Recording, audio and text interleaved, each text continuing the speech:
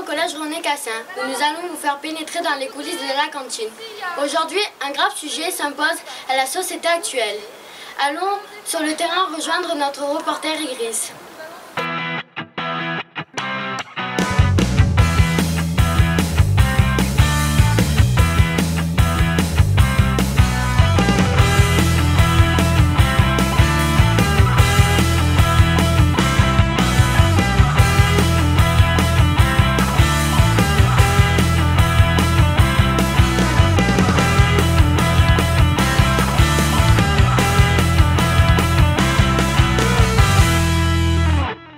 Monsieur Bednar, nous nous interrogeons sur l'organisation des repas. Comment savez-vous le nombre de repas à faire par jour?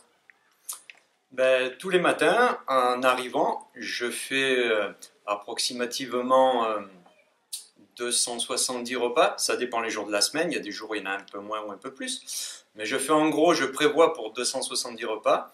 Et sur les coups de 9h, 9h30, la vie scolaire nous appelle concernant le collège, les demi-pensionnaires qui mangent. Et les maternelles et le primaire nous appellent aussi pour savoir le nombre d'élèves qui mangent. Ça nous fait un total de nombre d'enfants par jour. Comment faites-vous pour commander les repas? Combien de repas commandez-vous? Toutes les semaines, le lundi et le mardi, je prépare mes commandes pour pouvoir les passer le mardi avant midi. Et dans la semaine, je calcule à peu près le nombre de repas qu'on va y avoir, mais c'est très approximatif puisqu'on ne sait pas pour une semaine le nombre de repas qu'il va y avoir. Comme je le sais au jour le jour, donc c'est à peu près, on fait à peu près comme ça pour dire voilà, je vais faire 280, 300 repas, et après on ajuste au moment de la livraison, on ajuste quand je dois préparer la nourriture, enfin les repas le matin, j'ajuste avec ce qui m'a été livré. Je passe mes commandes tous les mardis avant midi pour être livré le mercredi, le jeudi ou le vendredi suivant le fournisseur. Voilà. D'accord. Et quelles sont vos impressions quand vous entendez la réaction des élèves face à la nourriture quand ils disent que ce n'est pas bon? Alors, il y a ce n'est pas bon et j'aime pas. Donc il y a beaucoup plus d'enfants qui disent ce n'est pas bon sans avoir goûté. Donc nous on met quand même des produits dans la cuisine qui sont de bonne qualité. On les prépare avec tout ce qu'on sait faire, quoi, hein. Et c'est vrai que quand il y a un élève qui dit c'est pas bon, la première chose c'est, moi ce que je me dis c'est pourtant j'ai bien fait, j'ai fait comme je dois le faire, pourquoi l'enfant dit c'est pas bon alors qu'il n'a pas goûté? Après il y a celui qui dit j'aime pas, bon ça c'est autre chose, on peut ne pas aimer quelque chose, mais c'est vrai que quand l'élève dit c'est pas bon, en cuisine, la sanction elle est de suite, c'est-à-dire que de suite on sait si c'est bon ou si c'est pas bon. Donc moi je goûte quand j'ai fini de préparer le repas. Pour moi c'est bon, donc c'est difficile à accepter quand quelqu'un nous dit c'est pas bon, surtout quand il n'a pas goûté. Quelle est votre réaction quand vous voyez tout ce gaspillage? Eh bien, le gaspillage, quand on voit le nombre de gens qui n'ont pas assez à manger, même en France, c'est pas la peine d'aller dans des pays très loin. En France, il y a plein de gens qui ne mangent pas très bien, qui ne mangent pas à leur faim. On voit les restos du cœur, il y a de plus en plus de personnes qui y vont. On va dire, pour être gentil, on va dire c'est pas bien tout ce gaspillage. Si on peut faire un effort là-dessus, ça serait déjà pas mal, ça ferait déjà une économie au niveau argent. C'est la crise. Tout cet argent qui est jeté à la poubelle, quand on jette un morceau de pain, c'est une pièce de monnaie. Quand on voit les élèves qui par exemple, hein, prennent du pain, se servent beaucoup de pain, ils vont manger que la mie et ils vont jeter la croûte. Qu'est-ce qu'elle a la croûte? Elle n'est pas bonne, elle est dure. Donc voilà. Donc ma réaction est un petit peu et ne serait pas gentil si j'avais des réflexions à faire aux élèves. Il faudrait vraiment mettre le doigt là-dessus. Pourquoi vous jetez? Parce que l'élève dit c'est pas bon, mais c'est pas une réponse, c'est pas bon. On sait qu'il n'y a que des bonnes choses, le pain c'est bon.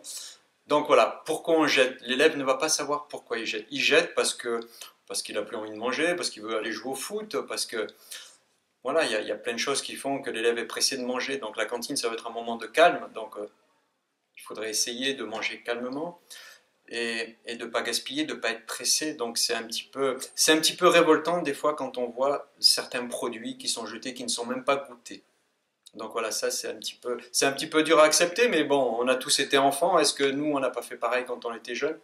On ne sait pas, mais bon, c'est vraiment un point qu'il faut faire très attention, c'est le gaspillage. Parce que c'est de l'argent. En premier, c'est de l'argent, le gaspillage.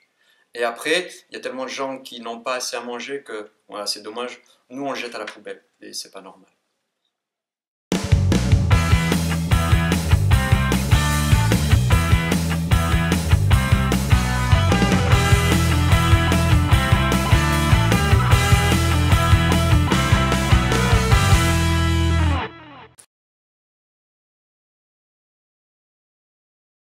C'est le chef cuisinier qui nous dit combien il y a de bacs. Moi, je m'occupe des légumes.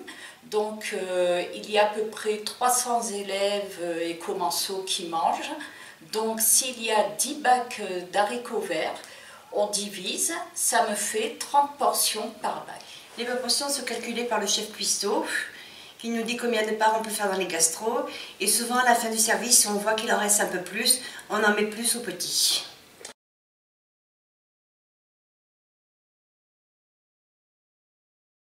C'est un gros problème, surtout que les élèves mangent sur un plateau, mais on a un public de maternelle et primaire qui, quand ils n'aiment pas quelque chose, le jettent en dessous de la table et les collégiens se battent avec la nourriture. On en trouve de plus en plus, beaucoup de pain, beaucoup de viande, de tout.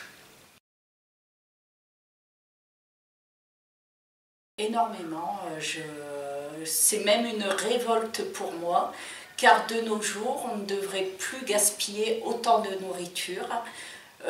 Pour moi, l'idéal serait une osmose parfaite entre vous, les élèves, nous, les équipes de cuisine, les administratifs, le personnel enseignant et même inclure les parents pour pouvoir combattre ce fléau. Et je ne pense pas que ce soit une utopie de penser que de faire réagir tout le monde. Oui, je suis un peu choquée quand je pense qu'il y a beaucoup d'enfants dans le monde qui meurent de faim, même en France, des gens qui n'ont pas à manger tous les jours, et de voir que ce qu'ils font par terre, qu'ils gaspillent la nourriture, j'avoue que ça me serre le cœur. Bonjour. Quel ressenti? Avec le nombre de personnes qui n'ont pas à manger couramment et voir toute cette nourriture jetée, ça fait mal au cœur, ça c'est sûr.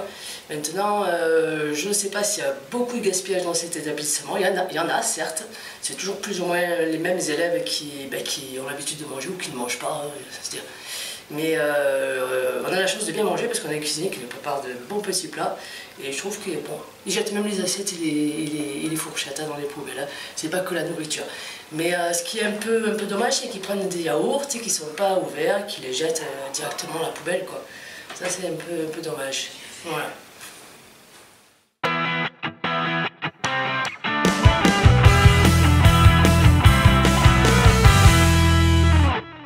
Bonjour, Bonjour Dorian. vous êtes l'agent comptable du collège. Comment vous organisez-vous pour les commandes et les nombres des repas? Alors il faut compter dans le collège en moyenne 280 repas par jour pour couvrir l'ensemble des demi-pensionnaires. Ensuite au niveau des commandes, sachant qu'il y a 280 repas à servir, on fait appel à des fournisseurs capables de nous fournir de telles quantités. Donc ce sont des grands noms de la distribution. Mais on fait aussi appel à des fournisseurs locaux, des producteurs bio, que vous avez vu, que vous voyez régulièrement pendant l'année et qui vous présentent des produits, on va dire, bio et locaux. D'accord. Quelle est la somme utilisée par semaine pour les repas? Alors il faut compter 280 repas par jour. On va être sur une moyenne à peu près de 2500 € par semaine. Sachant qu'on accueille à peu près 200 élèves de l'école, plus les 80-90 élèves de l'école primaire de Saint-André-des-Alpes. À combien estimez-vous le montant de toute la nourriture gaspillée? Alors très bonne question. Alors pour pouvoir l'estimer, il faudrait mettre en place un moyen de peser les déchets. Bon, c'est en cours de mise en place, mais selon nos estimations, on peut estimer le montant on peut estimer à peu près à 35 kg par rapport au repas d'hier, par exemple, à 35 kg la quantité de nourriture jetée. sachant que sur un repas type, on peut utiliser environ 140 kg de nourriture. Donc on arrive à une proportion de 35% de nourriture jetée, ce qui représente, bon là on rentre dans les calculs, hein, sur les 2000 € de budget, par semaine, on peut estimer donc la nourriture jetée à peu près à 500-600 €. Ce qui est relativement important, rapporté au prix du ticket. Vous savez que vous payez votre ticket 3 €, donc il faut compter sur les 3 €, il faut compter environ 75 centimes, pratiquement 1 € de nourriture jetée, selon les repas bien sûr. À travers ce reportage, nous pouvons constater la quantité incroyable de nourriture jetée. Il est temps que chacun prenne conscience de ce gaspillage. Nous devons tous réagir.